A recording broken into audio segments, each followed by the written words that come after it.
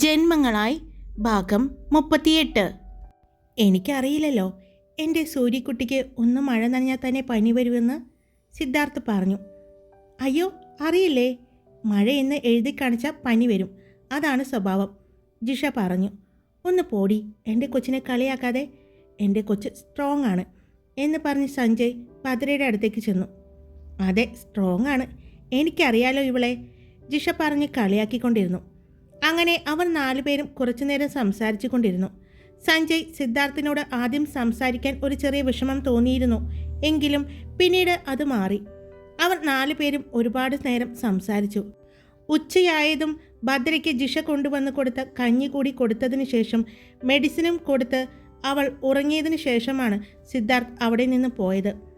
നമ്മൾ ഒരാളെ പുറമേ നിന്ന് കണ്ട് വിലയിരുത്താൻ പാടില്ല അല്ലേ ജിഷ, സഞ്ജയ് പോകുന്ന സിദ്ധാർത്ഥിനെ നോക്കിക്കൊണ്ട് പറഞ്ഞു. അത് ശരിയാണ്, പക്ഷേ ആ പോകുന്ന സിദ്ധാർത്ഥ് മേനോൻ എന്ന് പറയുന്ന വ്യക്തിയെ ആർക്കും ഒട്ടും വിലയിരുത്താൻ പറ്റില്ല. പല പല മുഖങ്ങളാണ്, ഞാൻ നേരത്തെ പറഞ്ഞില്ലേ, അവൾ പറഞ്ഞു. അന്ന് വൈകിട്ട് ഉറക്കമെഴുന്നേറ്റതും ഭദ്രയുടെ ക്ഷീണമെല്ലാം മാറിയിരുന്നു. അവൾ എഴുന്നേറ്റ് താഴേക്ക് ചെന്നു. മോളെ, നീ എന്തിനാ ഇപ്പോൾ ഇങ്ങോട്ട് എഴുന്നേറ്റ് വന്നത്? റെസ്റ്റ് എടുക്കാറുന്നില്ലേ? ചിറ്റ ചോദിച്ചു. അയ്യോ എൻ്റെ ചിറ്റേ, എനിക്ക് കുഴപ്പമൊന്നുമില്ല, ഞാനിപ്പോൾ ഓക്കെയാണ്. എനിക്ക് നാളെ കോളേജിൽ പോകാനുള്ളതാണ്. ഇങ്ങനെ പനി പിടിച്ച് കിടക്കാൻ സമയമില്ല എനിക്ക് പ്രാക്ടീസൊന്നും ചെയ്തിട്ടില്ല, എന്നാലും ഒരു കോൺഫിഡൻസ് ഉണ്ട്, അത് ചെയ്യാൻ പറ്റുമെന്ന്. ആ ഒരു ആത്മവിശ്വാസം കൊണ്ട് മാത്രമാണ് ഞാൻ നാളത്തെ കഴിഞ്ഞ് പെർഫോം ചെയ്യാൻ പോകുന്നത്. ഇപ്പോൾ അതൊന്നും ആലോചിച്ച് എൻ്റെ കുട്ടി വിഷമിക്കണ്ട കേട്ടോ, എല്ലാം ശരിയാകും. പിന്നെ അമ്മയും അച്ഛനും വിളിച്ചപ്പോൾ പനിയുടെ കാര്യം പറഞ്ഞിട്ടില്ല കേട്ടോ. പറഞ്ഞാൽ അറിയാലോ, ആ 3 പേരും ഇങ്ങോട്ട് ഇപ്പോൾ തന്നെ പുറപ്പെടും. അതുകൊണ്ട് ചാച്ചനാണ് പറഞ്ഞത് ഇപ്പോൾ പറയണ്ട എന്ന്. അത് നന്നായി, ഞാൻ ആ സമയത്ത് പറയാനും മറന്നു. അങ്ങോട്ട് വന്നുകൊണ്ട് ജിഷയും പറഞ്ഞു. കുറച്ചു മുമ്പ് വിളിച്ചിട്ടുണ്ടായിരുന്നു, നീ എവിടെയാണെന്ന് ചോദിച്ചു. ഞാൻ പ്രാക്ടീസ് ചെയ്യുക എന്ന് പറഞ്ഞിരിക്കുന്നത്, അതുകൊണ്ട് അത് വിശ്വാസമാണ്. എന്നാലും നീ ഒന്ന് വിളിച്ച് സംസാരിക്കണേ. പിന്നെ വീഡിയോ കോൾ ചെയ്യാൻ നിൽക്കണ്ട, ഈ മുഖം കണ്ടു കഴിഞ്ഞാൽ പെട്ടെന്ന് ആൻറ്റിക്ക് മനസ്സിലാകും. പെട്ടെന്നാണ് അങ്ങോട്ട് ഓടിക്കിതച്ച് സഞ്ജയ് വന്നത്. അമ്മയെ അവിടെ കണ്ടതും അവൻ അവിടെ തന്നെ നിന്നു. എന്താടാ, എന്താ പറ്റിയേ? അമ്മ ചോദിച്ചു. ഏയ് ഒന്നുമില്ല, ഇവരെ റൂമിൽ കാണാതായപ്പോൾ ഞാൻ എവിടെ പോയെന്നറിയാൻ വേണ്ടി വന്നതാ, അവൻ പറഞ്ഞു. എന്നാൽ അവൻ്റെ ആ നിൽപ്പും ഭാവവും കണ്ടപ്പോൾ എന്തോ സംശയം തോന്നിയ ഭദ്രയും ജിഷയും അവനെ നോക്കി. അവൻ കണ്ണുകൊണ്ട് 2 പേരോടും പുറത്തേക്ക് വരാൻ കാണിച്ചു. 2 പേരും നിൽക്കുന്നത് കണ്ടതും അവൻ ദേഷ്യത്തോടെ കണ്ണൂരിട്ടി നോക്കി. അമ്മേനെ അച്ഛൻ വിളിക്കുന്നു, അത് പറയാൻ വേണ്ടി ഞാൻ വേഗം വന്നത്, പെട്ടെന്ന് സഞ്ജയ് പറഞ്ഞു. അതെയോ മോളെ ജിഷേ, ഇതൊന്ന് നോക്കണേ, ഇത് മോൾക്കുള്ള പൊടിയരിക്കഞ്ഞിയാണ്, ഞാനൊന്ന് പോയി നോക്കിയിട്ട് വരട്ടെ എന്ന് പറഞ്ഞ് ചിറ്റ അവിടെ നിന്ന് പോയതും അവൻ വാതിലിന് പുറത്തേക്ക് തലയിട്ട് നോക്കി. അമ്മ പോകുന്നത് കണ്ടതും രണ്ടെണ്ണം കൂടി എന്നെ ഭ്രാന്ത് പിടിപ്പിക്കരുത് കേട്ടോ, അവൻ പറഞ്ഞു. അവർ 2 പേരും പരസ്പരം നോക്കി. നിങ്ങൾക്കെന്താ ഭ്രാന്തായോ? ജിഷ ചോദിച്ചു. അത് തന്നെയാണ് ഞാൻ പറയുന്നത്, എന്നെ ഭ്രാന്ത് പിടിപ്പിക്കരുതെന്ന്. അതിന് ഞങ്ങളെന്ത് ചെയ്തു? ജിഷ ചോദിച്ചു. നീ ഒന്നും ചെയ്തിട്ടില്ല, ഇവിടെ ഇവളും ഇവിടെ ആ സിദ്ധുവേട്ടനുമില്ലേ, അതും കൂടി എന്നെ ഭ്രാന്ത് പിടിപ്പിച്ച് കൊല്ലുമെന്നാണ് തോന്നുന്നത്. മിക്കവാറും ഈ വീട്ടിൽ നിന്ന് എന്നെ അച്ഛനും അമ്മയും അടിച്ചിറക്കും എന്ന് എനിക്ക് തോന്നുന്നുണ്ട്, അല്ലെങ്കിൽ സ്വന്തം പെങ്ങളെ കൂട്ടിക്കൊടുത്തു എന്ന് പറയും, അവൻ പറഞ്ഞു. നിങ്ങളിത് എന്തൊക്കെയാ പറയുന്നേ? ജിഷ ചോദിച്ചു. എന്തൊക്കെയാ പറയുന്നതെന്നോ? സിദ്ധുവിന് ഇവളെ ഇപ്പോൾ കാണുമെന്ന്. സഞ്ജയ് അത് പറഞ്ഞതും 2 പേരും കോറസ് പോലെ എന്താ എന്ന് ഞെട്ടലോടെ ചോദിച്ചു. ഞെട്ടിയില്ലേ? ഇതിലും വലിയ ഞെട്ടല്ല ഞാനിപ്പോൾ ഇവിടെ നിൽക്കുന്നത്. അവന് ഇന്ന് രാത്രി ഇവളെ കാണണമെന്ന്, ഇങ്ങോട്ട് വരുന്നുണ്ടെന്ന്, അതിന് എന്നോട് സഹായം ചോദിച്ചിരിക്കുന്നു, അതും ഇവളുടെ സഹോദരനായ എന്നോട്, സഞ്ജയ് പറഞ്ഞു. അയ്യോ ഞാൻ പറഞ്ഞോളാം, ഒരു കാര്യം ചെയ്, സിദ്ധുവേട്ടൻ ഒന്ന് ഫോൺ വിളിച്ചിട്ട് തന്നേ, ഭദ്ര പറഞ്ഞു. ഒരു കാര്യവുമില്ല, നമ്മൾ തിരിച്ചു വിളിക്കും എന്ന് അറിയാവുന്ന ബുദ്ധിമാനായ നിന്റെ സിദ്ധുവേട്ടൻ ഫോൺ സ്വിച്ച് ഓഫ് ചെയ്തിരിക്കുകയാണ്, സഞ്ജയ് പറഞ്ഞു. ഇനിയിപ്പോൾ എന്തു ചെയ്യും? ജിഷയും ഭദ്രയും പരസ്പരം നോക്കി. എന്തു ചെയ്യാൻ, ഇനി വരുന്നിടത്ത് വെച്ച് കാണാം, സഞ്ജയ് പറഞ്ഞു. മോളെ, നിനക്ക് വേറെ ആരെയും കിട്ടിയില്ലടി ഇതുപോലെ? എന്താ പറയാ? അതെ പറഞ്ഞോ, ഞാനിവിടെയുണ്ട്. പെട്ടെന്ന് ശബ്ദം കേട്ടതും എല്ലാവരും ഞെട്ടലോടെ തിരിഞ്ഞു നോക്കി. അപ്പോഴാണ് അടുക്കള വാതിലിൻ്റെ ജനലിന് പുറത്ത് നിൽക്കുന്ന സിദ്ധാർത്ഥിനെ എല്ലാവരും കണ്ടത്. സിദ്ധുവേട്ടൻ എന്താ ഇവിടെ? ഭദ്ര ചോദിച്ചു. എനിക്ക് നിന്നെ കാണാൻ തോന്നി, ഞാൻ പോന്നു, സിദ്ധാർത്ഥ് പറഞ്ഞു. അയ്യോ, ഇവനെന്താ പൈങ്കിളിയാവുന്നേ? സഞ്ജയ് പറഞ്ഞുകൊണ്ട് വേഗം അടുക്കള വാതിൽ തുറന്ന് പുറത്തേക്ക് ഇറങ്ങി ചെന്നു. എൻ്റെ സിദ്ധു, എന്തു പണിയായി കാണിക്കുന്നേ? നിനക്കറിയാൻ പാടില്ലേ എൻ്റെ അച്ഛനും അമ്മയും അധ്യാപകരാണെന്ന്? നല്ല അടി കിട്ടും. ഇപ്പോഴും അവർ എന്നെ തല്ലാറുണ്ട്, സഞ്ജയ് പറഞ്ഞു. അത് കേട്ട് സിദ്ധു ഒന്ന് പുഞ്ചിരിച്ചു കൊണ്ട് തന്നെ നിന്നു. സത്യമായിട്ടും പറഞ്ഞതാ, എന്നെ തല്ലാറുണ്ട്, സഞ്ജയ് പറഞ്ഞു. അപ്പോഴേക്കും അവരുടെ അടുത്തേക്ക് ജിഷയും എത്തി. അത് തൻ്റെ കയ്യിലിരിപ്പ് കൊണ്ടാ. അവൾ പറഞ്ഞു. എടിക്കുരുപ്പേ, ഇതിനെ എങ്ങനെയെങ്കിലും ഒന്ന് പറഞ്ഞു വിടാൻ നോക്കുമ്പോഴാണ് അവൾ എനിക്കിട്ട് പണിയാൻ വരുന്നത്, സഞ്ജയ് പറഞ്ഞു. ഞാൻ ദേ എൻ്റെ പെണ്ണിനെ കാണാൻ വേണ്ടി വന്നതാ. കണ്ടു കഴിയുമ്പോൾ ഞാൻ അപ്പോൾ തന്നെ പോയിക്കോളാം, അവൻ പറഞ്ഞു. ഒരു കാര്യം ചെയ്, നിങ്ങൾ അകത്തേക്ക് ചെല്ല്, ഞാൻ ഭദ്രയും കൂട്ടി അപ്പുറത്ത് കൂടി വന്നോളാം. ഇപ്പോൾ നമ്മളെ 3 പേരെയും അവിടെ കാണാതായ ആൻറ്റി അന്വേഷിക്കും. അതുകൊണ്ട് ഒന്ന് വെയിറ്റ് ചെയ്യണം. ഞങ്ങളങ്ങോട്ട് എത്തുന്നത് വരെ. ഒരു കാര്യം ചെയ്, സിദ്ധുവേട്ടൻ ദാ ആ പാടത്തിൻ്റെ അടുത്തുള്ള ആ വലിയ മാവില്ലേ, അതിന് താഴെ ഒരു ബെഞ്ച് ഇട്ടിട്ടുണ്ട്. എല്ലാവർക്കും ഇരിക്കാനൊക്കെ ആയിട്ട് അവിടെ ഇരുന്നോ. അപ്പോഴേക്കും ഞാൻ എങ്ങനെയെങ്കിലും ഭദ്രയെ കൊണ്ടുവരാം, ജിഷ പറഞ്ഞു. ശരി. അവൻ വീണ്ടും കിച്ചണിലെ ജനലിൽ കൂടി അകത്തേക്ക് നോക്കി. അവനെ നോക്കി ഭദ്ര അവിടെ നിൽക്കുന്നത് അവൻ കണ്ടു. മതി മതി നോക്കി നിന്നത്, വേഗം ചെല്ല്. അച്ഛൻ അമ്മയെ വിളിച്ചിട്ടില്ല. അതറിഞ്ഞു കഴിയുമ്പോൾ ഇപ്പം ഇങ്ങോട്ട് വരും എന്നെ ചീത്ത പറയാനായിട്ട്.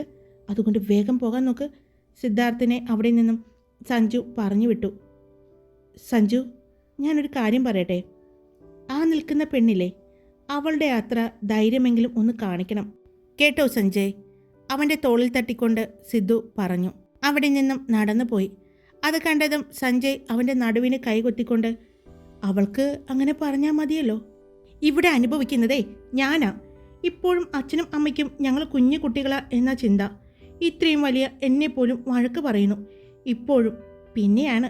സഞ്ജയ് ചുണ്ടു കൂട്ടിക്കൊണ്ട് അകത്തേക്ക് കയറി വന്നു. അകത്തേക്ക് വരുമ്പോൾ ഭദ്രയും ജിഷയും അടുക്കളയിൽ തന്നെ നിൽക്കുന്നുണ്ട്.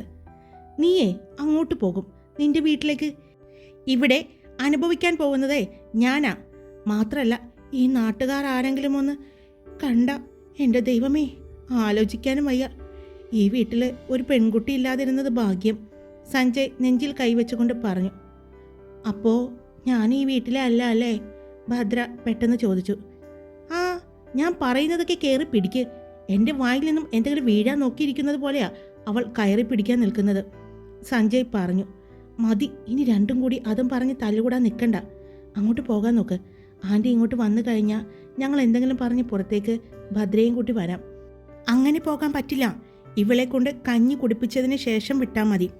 അല്ലെങ്കിൽ അമ്മ കഞ്ഞി കുടിക്ക്, മരുന്ന് കഴിക്ക് എന്ന് പറഞ്ഞ് വീണ്ടും വീണ്ടും വരും. കഞ്ഞി കുടിച്ച് മരുന്നും കഴിച്ചിട്ട് ഇവൾ ഉറങ്ങാൻ പോകുന്നു എന്ന് പറഞ്ഞു പോയാൽ പിന്നെ അമ്മ അന്വേഷിച്ച് വരില്ല, സഞ്ജയ് പറഞ്ഞു. അത് ശരിയാ, ജിഷയും പറഞ്ഞു. ഞാനും സിദ്ധുവേട്ടനും ഒരുമിച്ച് കഴിച്ചോളാം, പെട്ടെന്ന് ഭദ്ര പറഞ്ഞത്.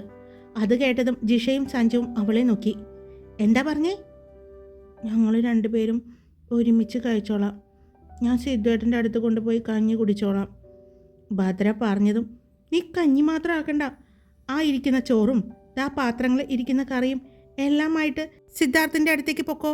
രണ്ടുപേരും കഴിച്ച് ബാക്കിയുണ്ടെങ്കിൽ ഞങ്ങൾക്ക് തന്നാൽ മതി, അവളെ കളിയാക്കിക്കൊണ്ട് സഞ്ജയ് പറഞ്ഞു. ഇവിടെ എങ്ങനെയാ നിന്നെ ആ രാക്ഷസിൻ്റെ അടുത്ത് എത്തിക്കാമെന്ന് ആലോചിക്കുന്നത്. അവൾ കഞ്ഞിയുമായിട്ട് പോകാൻ നിൽക്കുന്നു. അവൻ്റെ വീട്ടിൽ പോയി കഴിച്ചോളും, സഞ്ജയ് പറഞ്ഞു. എന്നാ എനിക്ക് വേണ്ട, ഭദ്ര പറഞ്ഞു. ദേ, എൻ്റെ കയ്യിൽ നിന്ന് നല്ല അടി കിട്ടുവേ. കുറേ നേരമായി ഞങ്ങളിവിടെ മുള്ളിന്മേലാ നിൽക്കുന്നത്. ഞങ്ങളെല്ലാവരും എന്ന് താൻ പറയണ്ട, അത് തിരുത്തി ജിഷ പറഞ്ഞു. അത് ശരിയാ, എങ്കിൽ ഞാൻ മാത്രം മുള്ളിന്മേലാ നിൽക്കുന്നത്, അവൻ പറഞ്ഞു. അത് പറഞ്ഞുകൊണ്ടിരിക്കുമ്പോഴാണ് അമ്മ അങ്ങോട്ട് വന്നതും. സഞ്ജയ്, അച്ഛൻ വിളിച്ചില്ല എന്ന് പറഞ്ഞല്ലോ. അപ്പോൾ ഞാൻ മുകളിൽ നിന്നും ഇവളെ അന്വേഷിച്ച് വന്നപ്പോൾ അച്ഛൻ വിളിക്കുന്നത് പോലെ തോന്നിയല്ലോ, സഞ്ജയ് പറഞ്ഞു. നിനക്ക് തോന്നിയതാവും. നിനക്ക് പനി പിടിച്ചിട്ടുണ്ടോ സഞ്ജു? അമ്മ ചോദിച്ചു. അല്ല, പനിയുള്ളപ്പോൾ ഇങ്ങനെ പറയുമെന്ന് കേട്ടിട്ടുണ്ട്, അതുകൊണ്ടാണ് എന്ന് പറഞ്ഞ് അമ്മ അവനെ തൊട്ടു നോക്കി. ഇല്ലല്ലോ, നിനക്ക് കുഴപ്പമൊന്നുമില്ലല്ലോ. മോളെ ഭദ്ര, കഞ്ഞി എടുക്കട്ടെ, ഇനി അത് കുടിച്ചിട്ട് മുകളിലേക്ക് പോയാൽ മതി, ചിറ്റ പറഞ്ഞു. ഭദ്ര ജിഷയെയും സഞ്ജുവിനെയും നോക്കി. അവൾ പിന്നെ മതി എന്ന് പറഞ്ഞ് അവിടെ നിന്ന് നടന്നു. നിങ്ങൾ ചെല്ല്, അവളെ വെറുതെ വിഷമിപ്പിക്കേണ്ട, ഞാൻ അങ്ങോട്ട് വരാം. ജിഷ പതിയെ സഞ്ജുവിനോട് പറഞ്ഞുകൊണ്ട് അവിടെ ചിറ്റയുടെ ഒപ്പം തന്നെ നിന്നു. സഞ്ജയ് ചെല്ലുമ്പോൾ അവൾ ഹാളിൽ അച്ഛൻ്റെ അടുത്തിരുന്ന് TV കാണുകയാണ്. സഞ്ജയ് അവളുടെ അടുത്ത് വന്നിരുന്നു. എങ്കിലും അവൾ അവനെ മൈൻഡ് ചെയ്യാതെ ഇരുന്നു. അത് കണ്ടതും സഞ്ജുവിന് ചിരി വന്നു. അവൻ കുറച്ചുകൂടി അവളുടെ അടുത്തേക്ക് ചേർന്നിരുന്നു. പിണക്കാണോ? അവൻ ചോദിച്ചു. എനിക്ക് പിണക്കമൊന്നുമില്ല, അവൾ പതിയെ പറഞ്ഞു. എന്നാ നിന്റെ ചെക്കനെ കാണാൻ പോകണ്ടേ? സഞ്ജയ് ചോദിച്ചു. ഞാൻ പൊക്കോളാം, അവൾ പറഞ്ഞു. എന്നാ കഞ്ഞി കുടിച്ചാലോ? അവൻ ചോദിച്ചു. അത് കേട്ടതും അവൾ അവനെ ദേഷ്യത്തോടെ നോക്കി. അയ്യോ, ഇങ്ങനെ നോക്കല്ലേ, നാളെ എനിക്ക് പനി വരും, അവൻ പറഞ്ഞു. അവൾ പെട്ടെന്ന് അവൻ്റെ അടുത്ത് നിന്ന് മുഖം തിരിച്ചു. എന്താടാ നീ ആ കൊച്ചിനെ ദേഷ്യം പിടിപ്പിക്കുന്നേ? ആ കൊച്ച് മര്യാദയ്ക്ക് അവിടെ വന്നിരുന്നതാ, അച്ഛൻ പറഞ്ഞു. അച്ഛാ, ഇന്നത്തെ കളിയിൽ ആരാണ് ജയിച്ചത്? അവൻ വിഷയം മാറ്റാൻ വേണ്ടി ചോദിച്ചു. ഇന്ത്യയാണ് ജയിച്ചത്, അച്ഛൻ പറഞ്ഞു. അതെയോ? ക്രിക്കറ്റ് കളിയിൽ അച്ഛന് വലിയ താല്പര്യമാണെന്ന് അറിയുന്ന സഞ്ജു അച്ഛൻ്റെ ശ്രദ്ധ മാറ്റാൻ വേണ്ടിയാണ് ചോദിച്ചത്. അപ്പോഴാണ് ജിഷ അങ്ങോട്ട് വരുന്നത് കണ്ടത്. അവൾ ഭദ്രയെ കണ്ണുകൊണ്ട് അകത്തേക്ക് കാണിച്ചു. വാ ഭദ്ര, കഞ്ഞി കുടിക്കാം. ജിഷ അവളെ വിളിച്ചുകൊണ്ട് പോയി. മുഖം വിരിപ്പിച്ചിരുന്ന ഭദ്രയെ കണ്ടതും ജിഷ അവളുടെ കവിളിലിട്ട് ഒരു കുത്തു കൊടുത്തുകൊണ്ട് പറഞ്ഞു. വാ, ഇതിലെ പുറത്തേക്ക് പോകാം എന്ന് പറഞ്ഞ് ജിഷ കൈ പിടിച്ചുകൊണ്ട് പുറത്തേക്ക് നടന്നു. അപ്പോഴാണ് അവൾ ജിഷയുടെ കയ്യിലിരിക്കുന്ന ഒരു പാത്രം കണ്ടത്. അത് കണ്ടതും അവൾ ജിഷയുടെ മുഖത്തേക്ക് നോക്കി. നോക്കണ്ട, നിന്റെ ചെക്കനയിലും കൂടുതൽ വാശിയും ദേഷ്യവും നിനക്കാണെന്ന് എനിക്കറിയാം. അതുകൊണ്ടാണ് ഇനി ഇതിൻ്റെ പേരിൽ മരുന്ന് കഴിക്കാതിരിക്കേണ്ട എന്ന് പറഞ്ഞ് അവൾ ചിരിച്ചു. ജിഷ ഭദ്രയും കൊണ്ട് നടന്നതും അവിടെ നിന്നേ എന്ന് പറഞ്ഞ് സഞ്ജയുടെ വിളി കേട്ടു. അവൻ്റെ കയ്യിൽ ഒരു ബ്ലാങ്കറ്റുമായിട്ടാണ് വന്നത്. ഇത് ഇട്ടുകൊണ്ട് പോയാൽ മതി, തണുപ്പാണ്, പാടത്തു നിന്ന് തണുത്ത കാറ്റ് വീശുന്നുണ്ട് എന്ന് പറഞ്ഞ് അവൻ അവളെ അതുകൊണ്ട് പുതപ്പിച്ചു. 3 പേരും കൂടി അങ്ങോട്ട് നടന്നു. അവിടെ മാവിൻ്റെ ചുവട്ടിൽ സിദ്ധാർത്ഥ് ഇരിക്കുന്നുണ്ട്. അവൻ്റെ കയ്യിലുള്ള മൊബൈലിൻ്റെ വെട്ടം കാണാൻ പറ്റുന്നുണ്ടായിരുന്നു. വലിയ ബിസിനസ്മാനാണ്, ഒരു പെണ്ണിനെ കാണാൻ മതിലും ചാടി വന്നിരിക്കുന്നത്, സഞ്ജയ് പറഞ്ഞു. ഇത് വെറുമൊരു പെണ്ണല്ല, ഈ പറഞ്ഞ ബിസിനസ്മാൻ്റെ ജീവനാണ്, ജിഷ പറഞ്ഞു. അവിടെ എത്തിയതും ജിഷ കയ്യിലുള്ള കഞ്ഞിയുടെ ആ തട്ടുപാത്രം സിദ്ധാർത്ഥിൻ്റെ കയ്യിലേക്ക് കൊടുത്തു. മൊബൈലിൻ്റെ വെട്ടത്തിലാണ് അവൻ നിൽക്കുന്നത്. പക്ഷേ അവിടെ നല്ല നിലാവെട്ടവും ഉണ്ടായിരുന്നു. ഇവള് കഞ്ഞി കുടിച്ചിട്ടില്ല, ഇതൊന്ന് കൊടുത്തേക്കണേ, ജിഷ പറഞ്ഞതും സിദ്ധാർത്ഥ് ഭദ്രയെ നോക്കി. അവൾ അവനെ തന്നെ നോക്കി നിൽക്കായിരുന്നു.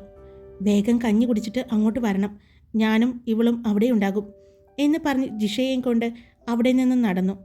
സിദ്ധാർത്ഥ് അവളെ ചേർത്ത് പിടിച്ചുകൊണ്ട് അവിടെയുള്ള ആ ബെഞ്ചിലേക്കിരുന്നു. എന്തിനാ ഇങ്ങനെ വാശി പിടിക്കുന്നേ? ഭക്ഷണം കഴിക്കാതിരുന്നില്ലേ നേരത്തെ? അവൻ ചോദിച്ചു.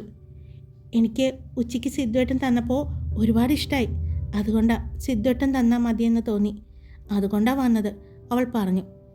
അതെയോ, എന്നാൽ ഞാൻ തരാം എന്ന് പറഞ്ഞ് അവൻ ആ പാത്രത്തിലേക്ക് നോക്കി. അത് ഒരു തട്ടുപാത്രമായിരുന്നു. അതിലെ ഒരു പാത്രത്തിൽ ചൂട് കഞ്ഞിയായിരുന്നു, മറ്റൊരു പാത്രത്തിൽ പപ്പടവും അച്ചാറും, മറ്റൊരു പാത്രത്തിൽ ചെറുപയർ തോരനും ഉള്ളിച്ചമ്മതിയും ഉണക്കമീൻ വറുത്തതും ഉണ്ടായിരുന്നു. ഒരു പനിയുള്ള ആൾക്ക് കൊണ്ടുവന്നിരിക്കുന്ന ഭക്ഷണമാണോ ഇതെല്ലാം? സിദ്ധാർത്ഥ് ചോദിച്ചു. അത് പിന്നെ ഞാൻ പറഞ്ഞായിരുന്നു എൻ്റെ ഒപ്പം കഴിക്കാൻ സിദ്ധുവേട്ടനുണ്ടാവുമെന്ന്, അതുകൊണ്ട് സിദ്ധുവേട്ടനും കൂടി കഴിക്കാൻ പാകത്തിന് എടുത്തതായിരിക്കും അവൾ, ഭദ്ര പറഞ്ഞു. സിദ്ധാർത്ഥിനെ നോക്കി ചിരിച്ചു. അവൾക്ക് ഓരോ സ്പൂണും കഞ്ഞി കൊടുത്തുകൊണ്ടിരുന്നു അവൻ. ഇനി സിദ്ധുവേട്ടനും കഴിക്ക്, അവൾ പറഞ്ഞു. ഞാൻ കഴിച്ചോളാം, ആദ്യം നീ കഴിക്ക് എന്ന് പറഞ്ഞ് സിദ്ധാർത്ഥ് ആ മുഴുവൻ ഭക്ഷണവും അവളെക്കൊണ്ട് കഴിപ്പിക്കാൻ നോക്കി. പക്ഷേ കുറച്ച് കഴിച്ചതും അവൾ മതിയാക്കി. ബാക്കി മുഴുവനും അവൾ അവനെ കൊണ്ട് കഴിപ്പിച്ചു. കുറച്ചു നേരം അവൻ്റെ നെഞ്ചിൽ ചേർത്ത് പിടിച്ച് അങ്ങനെ ഇരുന്നു. സമയം പോയത് അറിയാതെ അവൻ്റെ നെഞ്ചിൽ കിടന്ന് അവൾ ഉറക്കത്തിലേക്ക് വീണു തുടങ്ങിയിരുന്നു. അപ്പോഴാണ് സിദ്ധുവിൻ്റെ കയ്യിലെ ഫോൺ റിങ് ചെയ്യാൻ തുടങ്ങിയത്. ഫോൺ എടുത്തു നോക്കിയതും സഞ്ജുവായിരുന്നു. കഴിഞ്ഞില്ലേ, ഞങ്ങൾക്ക് വിശക്കുന്നുണ്ട്, ഭക്ഷണം കഴിക്കണം, സഞ്ജു പറഞ്ഞു. സഞ്ജു, സൂര്യ ഉറങ്ങിയല്ലോ. അയ്യോ, ഉറങ്ങിയോ? അപ്പോൾ ഇനി എങ്ങനെ കൊണ്ടുപോകും? വിളിച്ചെഴുന്നേൽപ്പിച്ചാലോ? സഞ്ജയ് ചോദിച്ചു. വേണ്ട, ആളുറക്കാണ്, ഇനിയിപ്പോൾ എഴുന്നേൽപ്പിക്കാൻ നിൽക്കണ്ട. ഒരു കാര്യം ചെയ്യാം, ഞാൻ കൊണ്ടുവരാം. പിന്നെ അവിടെ വരുമ്പോൾ ആരെങ്കിലും മുൻവശത്തുണ്ടെങ്കിൽ ഒന്ന് മാറ്റി തന്നാൽ മതി. അവളെ ഞാൻ റൂമിൽ കൊണ്ടുവന്ന് കിടത്തിയിട്ട് പോയിക്കൊള്ളാം, സിദ്ധാർത്ഥ് പറഞ്ഞു. എന്നാ അവളെ കൊണ്ടുവാ എന്ന് പറഞ്ഞ് ഫോൺ കട്ട് ചെയ്ത് സിദ്ധാർത്ഥ് ഫോൺ പോക്കറ്റിലേക്ക് ഇട്ടു. എന്നിട്ട് അവളെ 2 കൈയിലും കോരിയെടുത്തു. ആ വീട് ലക്ഷ്യമാക്കി നടന്നു. ഭദ്രയെ എടുത്തുകൊണ്ട് വരുന്നത് കൊണ്ട് വെട്ടമുണ്ടായിരുന്നില്ല. അവൻ എങ്ങനെയൊക്കെയോ വന്ന വഴിയിലൂടെ പതിയെ ആ നിലാവെട്ടത്തിൽ നടന്നു. സഞ്ജയും ജിഷയും അവനെ നോക്കി നിൽക്കുന്നുണ്ടായിരുന്നു. ഉറങ്ങിയല്ലേ? സഞ്ജു ചോദിച്ചു. ഉറങ്ങി. ഇനിയിപ്പോൾ എഴുന്നേൽപ്പിക്കണ്ട, സിദ്ധാർത്ഥ് പറഞ്ഞു. എന്നാൽ ഒരു കാര്യം ചെയ്യാം, ഞങ്ങൾ രണ്ടുപേരും ചെന്നിട്ട് മുൻവശത്ത് ആരെങ്കിലും ഉണ്ടോ എന്ന് നോക്കട്ടെ. ഉണ്ടെങ്കിൽ എന്തെങ്കിലും പറഞ്ഞ് അവരെ അടുക്കള ഭാഗത്തേക്ക് കൊണ്ടുവരാം. ആ സമയം കൊണ്ട് മുകളിലുള്ള അവളുടെ റൂമിലേക്ക് കിടത്തിയിരിക്കണം. കേട്ടല്ലോ? സഞ്ജു പറഞ്ഞു. ജിഷയും സഞ്ജുവും കൂടി അകത്തേക്ക് ചെന്നപ്പോൾ അമ്മയും അച്ഛനും കിച്ചണിലാണ് എന്ന് കണ്ടതും വേഗം സഞ്ജു കിച്ചണിലേക്ക് പോയി. ജിഷ വേഗം വന്ന് സിദ്ധുവിനോട് മുകളിലേക്ക് പോയിക്കൊള്ളാൻ പറഞ്ഞു.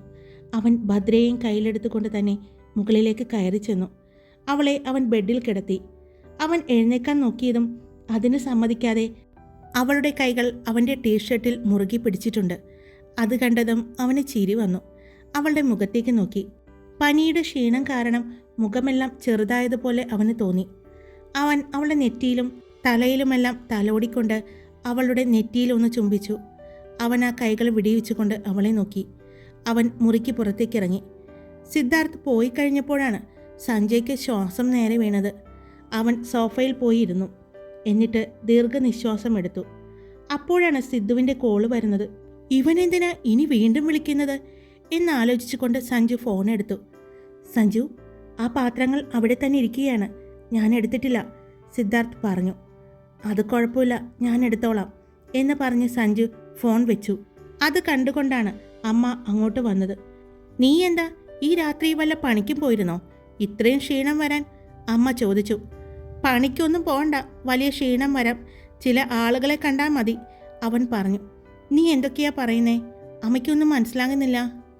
ഞാൻ പറയുന്നതൊന്നും മനസ്സിലാകില്ല, കാരണം ഇതെല്ലാം അനുഭവത്തിൽ വന്നാൽ മാത്രമേ പഠിക്കൂ, അല്ലെങ്കിൽ ഇതൊന്നും അറിയാൻ പറ്റില്ല, അവൻ പറഞ്ഞു. നിന്നോട് സംസാരിച്ചാൽ എനിക്ക് തലയ്ക്ക് വട്ടാകും എന്ന് പറഞ്ഞ് അമ്മ അവിടെ നിന്നും പോയി. ഹായ്, ഞാനാണ് കാർത്തിക. എല്ലാവരും സുഖമായിട്ടിരിക്കുന്നു വിശ്വസിക്കുന്നു. ഞാൻ സുഖമായിട്ടിരിക്കുന്നു. എല്ലാവരും ഒന്ന് അഭിപ്രായം വേഗം പറഞ്ഞേ. എങ്ങനെയാണ് സ്റ്റോറി ഇടേണ്ടത്? രാവിലെ ഏത് സ്റ്റോറി വേണം? 3 സ്റ്റോറികളും എന്തായാലും ഉണ്ടാകും. അപ്പോൾ അത് ഏതൊക്കെ വേണം, എപ്പോൾ വേണം എന്ന് നിങ്ങളുടെ എല്ലാവരുടെയും കമൻ്റ് ഒന്ന് കിട്ടിയാൽ നന്നായിരുന്നു. കൂടുതൽ ആളുകളുടെ അഭിപ്രായം അനുസരിച്ച് അതുപോലെ ചെയ്യാമെന്നാണ് വിചാരിക്കുന്നത്. രാവിലെ ഒരിക്കൽ കൂടി, ഉച്ചയ്ക്ക് ജന്മങ്ങളായി, രാത്രി നിന്നിലലിയാൻ ഞാൻ, ഇങ്ങനെ ഇടാമെന്നാണ് ഞാൻ വിചാരിക്കുന്നത്. വേഗം നിങ്ങളുടെ അഭിപ്രായങ്ങൾ പറഞ്ഞോളൂ കേട്ടോ. സ്റ്റോറി തുടങ്ങാൻ അധികം ഇനി വൈകിക്കില്ല ഞാൻ. 3 സ്റ്റോറികളും റെഗുലറായി ഇടാൻ ഞാൻ ശ്രമിക്കുന്നുണ്ട്. അപ്പോൾ എല്ലാവരും ഇഷ്ടപ്പെട്ട ലൈക്ക് ചെയ്യുക, കമൻറ്റ് ചെയ്യുക, സബ്സ്ക്രൈബ് ചെയ്യുക. Love you all. It's me Karthika.